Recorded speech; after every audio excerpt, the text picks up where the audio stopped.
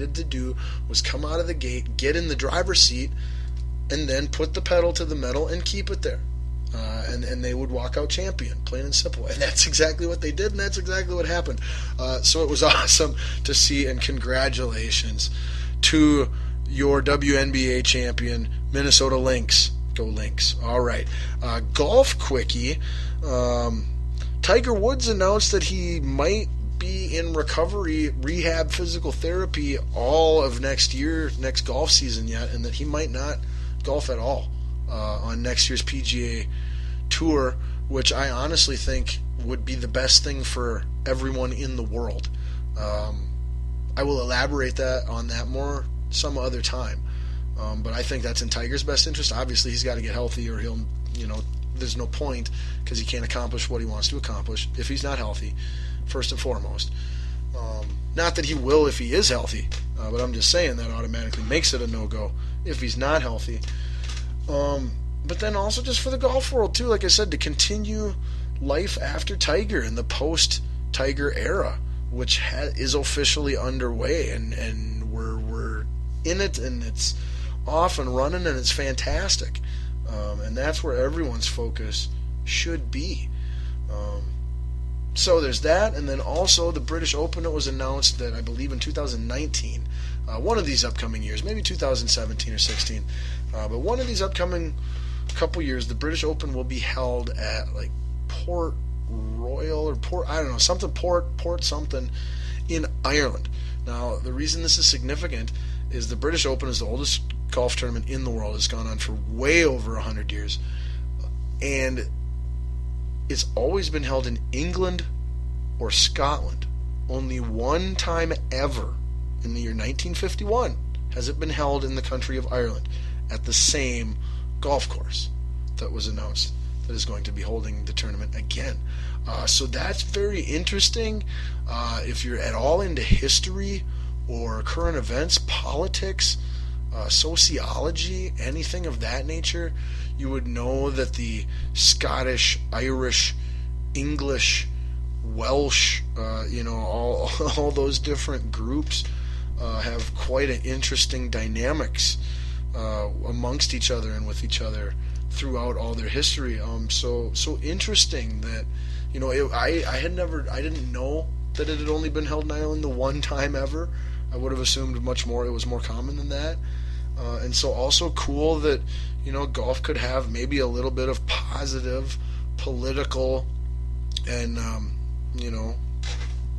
sociological impact on the world possibly. Or, maybe some negative and protesting and stuff too. Who knows? But I definitely think more, if anything comes out of it, political or what have you, that it will be positive rather than negative.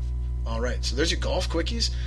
Moving on, NBA. There we go. NBA regular season starts next Tuesday. 3 games next Tuesday. Two of them look pretty good. I forget what they are. Oh, the Pelicans and the Warriors, I think, is the late game. And then the Cavs play someone. 3 games anyway, starting off Tuesday. And then the main big, everyone's playing now, season opener will be Wednesday night next week as you're listening to Balls Deep Sports Talk. And the T-Wolves start their season next Wednesday night at 9:30 p.m. Central Standard Time out on the West Coast against the Los Angeles Lakers, formerly Minneapolis Lakers. Yeah. So hopefully next week you will tune into the show at around 9:30 whenever we get on. And then you will turn on your TV and watch the Minnesota T-Wolves game for the first time while listening to the show. And also, on next week's show, I will be doing my NBA regular season preview extravaganza complete with all my picks, as I do for all the major sports. And you have my word as a scholar and a gentleman that all picks will be made and finalized before the tip-off of the first game Tuesday night, even though I won't be able to reveal them to you until Wednesday night. All right. So then in hockey, like I said, we got the Wild at 3-1-1. The West is a pretty big, everybody's in it right now. Nobody's too pulled ahead or too falling behind the pack. Coyotes looking a little bit better than most people expected. The two teams that I would point out right now would be Montreal is the only team that's undefeated at 7-0, and the Columbus Jackets, who the Wild take on tomorrow night, is the only team without a win yet at 0-7. And like I mentioned, the Wild play the Columbus Jackets tomorrow night. I believe that game's at the X at home. It might be in Columbus, but I think it's at home. I'm going to gripe about the hockey schedule one of these days, because whoever designed this hockey schedule where we play 2 or 3 games in a 3 to 4 day period and then you get 4 days off till you play again, and we're just going to do that all season, at least for a good portion of the season to start out with. It's just awful. Wild look fairly good. The power play has been better this year. Offense in general has been better this year. At least scoring, I should say, has been better in general this year. However, Dumba is struggling. The defensive lines are not playing particularly well defensively. Dubes has given up about 1 soft goal every game. But ultimately we're 3-1-1. We're winning. We're not playing our best hockey. That's a coach's dream. So Coach Yo should be able to, have everything's set up perfectly for, like I said, for him. But, we got to see, it'd be nice to see Dubes, start getting a couple more, get 2-3 games where he, doesn't give up any more than 2 goals, 2 goals or less. Let's get a couple of those games in. And that would just alleviate a lot of concern by any of the Dubes naysayers here, Dubes warriors here in Minnesota. Talk about switching Dumba to a different line, but I think they'll definitely hold off on that as long as possible. Also talk that he might even get sent down to Iowa for just a little bit to get some mojo back. But I definitely don't think that's going to happen. But you never know. It might. He's young, and that is still an option on the table. Let's see. Yeah, that's what we'll talk about for Wild. Now we'll try to do a little more Wild next week. Like I said, we're running out of time way into Balls Overflow, and we still got NASCAR and WWE to discuss, including my top 10 greatest wrestlers of all time list by popular demand. So, NASCAR, we had Joey Logano winning last week in Kansas. He spun out Matt Kenseth to accomplish that.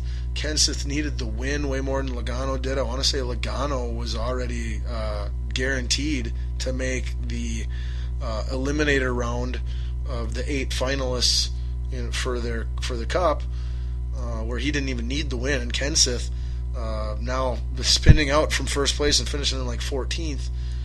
Now I want to say he's 12th overall, something like that, or 8th overall, right? He's there on the cusp. He needed the win better. There was also poor track condition complaints from Martin Truex Jr. and Kevin Harvick. This coming week, I believe it's Sunday, maybe Saturday, but I'm pretty sure Sunday, the race will be at Talladega, home of the Daytona 500. And I'm trying to, I don't know if this is the last one before the eliminator round or if we got 2 or 3 more to go yet. But we will be to the final eliminator round of 8 drivers here very soon. Very tight race for those final remaining spots that haven't been clinched yet. I believe at least 3 or 4 of the 8 spots have already been clinched. Use your nearest internet device to search which drivers have already clinched, because I don't have the time this week. I'm sorry. But hey, we did focus more on NASCAR, did some research for you, even got a few facts, and we will be keeping a devoted eye on it as the season ends for NASCAR. Now, we are going to combine our final WWE portion of the show with Balls Deep Thought of the Day. But first, the actual Balls, the WWE news. This upcoming Sunday is our WWE pay-per-view Sunday this month for the month of October. It is the Hell in a Cell pay-per-view. 2 matches will be held inside the cell structure. The main event being the final meeting between Brock Lesnar and The Undertaker. Absolutely no doubt that Brock Lesnar will walk out of this victorious. No doubt whatsoever. All right, so then the other Hell in a Cell match we got, don't really understand why or how or, you know, well, I mean, I understand why for real, you know, because everything about WWE programming for the last 2 years has been to get Roman Reigns over, you know. But so you've got another Hell in a Cell match that has Roman Reigns going one-on-one with Bray Wyatt, and 100% guarantee that Roman Reigns comes out of that with the victory. Hopefully ending that freaking feud as well. Other notables, we've got tag team titles, New Day versus Dudley Boys. New Day will for sure retain. That should be a great entertaining match, though. New Day's the best thing in WWE by far right now. Also, Divas title match will be Charlotte versus Nikki versus Paige. I'm not sure if it's a triple threat or if it's just Charlotte versus Nikki. Check on that. Also, we got the Intercontinental title matchup, Ryback versus Kevin Owens. Ryback getting his rematch. There will be a United States Open Challenge. That's John Cena's storyline. No idea yet who it's going to be. Was a lot of rumor that it would be Tyler Breeze making his WWE main roster debut. However, they made his WWE main roster debut this week on the SmackDown taping. So watch SmackDown tomorrow night on Sci-Fi to see the debut on the WWE main roster of Tyler Breeze from NXT. That's all the notables I got for Hell in a Cell. Speaking of NXT, I want to talk just briefly on 2 new divas they debuted real quick, and then we will get to our Balls Deep Thought of the Day, which is my top 10 greatest wrestlers of all time list by popular demand. But so anyway, NXT has 2 new divas. I want to say the one's name is like Asuka or Asuka, or no, it's not Asuka. Asuka! Like, that's how Booker T would say it. But it's like, yeah, I think it's Asuka. Something like that. Asuka? But anyway, Japanese female wrestler. Looks pretty good. Might need to tweak the some of the character details as far as how stereotypically they write and play her dialogue out, and maybe a little bit of costume adjustment. But fairly good wrestler, semi-impressive. And then the one that blew me away I watched this week, Nia Jax. Nia Jax is an African-American female wrestler who is probably somewhere between 5'10" and 6'3", and she's at least 100 pounds more than I am. I could say with almost 100% certainty, and I'm between 180 and 190 pounds. This woman's somewhere between 250 and 350 pounds.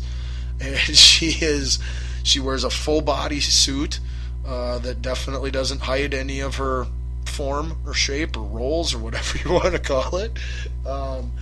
And she rocks. Like, she's super powerful. She's extremely agile and quick and athletic for a woman of her size.